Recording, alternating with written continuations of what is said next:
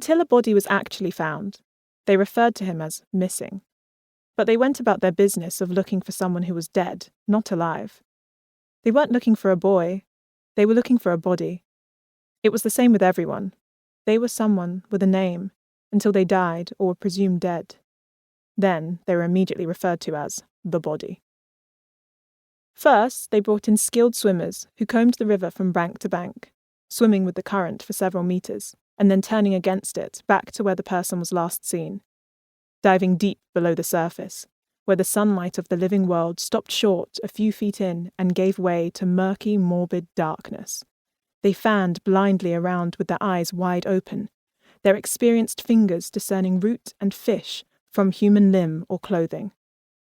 Experience taught them that bodies almost always stayed in the area where they drowned, often held down by tree roots and thick rushes like ropes, and would be found within a 4 or 5 meter radius of where the person had fallen in. Then, if still no body materialized, they would call for a pusher tugboat from the River Transport Corporation headquarters upstream in the town of Karima.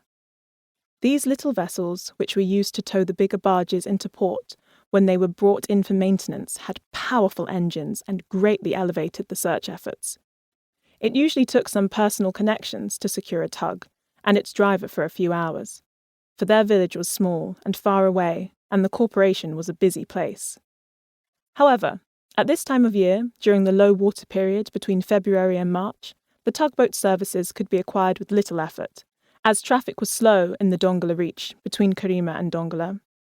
Also, the war waged on in the south, all but shutting down the southern reach between Kosti and Juba, where the South Sudanese rebels kept sinking the passing steamers. The tugboat would chug around the perimeter of the area where the body was last seen, its powerful engine churning the water and agitating the river floor. Up would come the mud, the weeds, the fish, and, if they were lucky, the body. Back and forth the noisy tugboat would go, pulling up behind it all that slept at the bottom of the river. Calls were made to villagers downstream, alerting the neighbours to look out for a boy, girl, man, woman of so-and-so physical description, the son, daughter of so-and-so family. If the missing person wasn't found on the first day, people would take turns to camp around the area and wait for the body to float.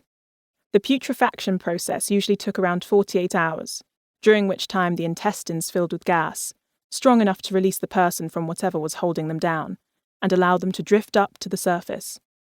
Then, wherever they were found, they would be buried, because, as everyone knows, drowned bodies cannot be handled after spending long periods of time in water. The skin becomes friable and rips easily. The bodies are pulled carefully from the water and placed straight into waiting graves that would be dug a short distance away and prayed over without washing or shrouding. There are several graveyards along the sides of the river, coinciding with the shallowest and most turbulent parts of the Nile, where bodies carried downstream are pushed to the surface and caught in place by protruding tree roots and rocks. For as long as people can remember, families from the villages along the Nile travel long distances to pray over their loved ones' graves, miles away from where they should have been buried, had they died a natural death. It is a tradition as old as the Nile itself, and a fate that is intertwined with the fabric of those living alongside the great river.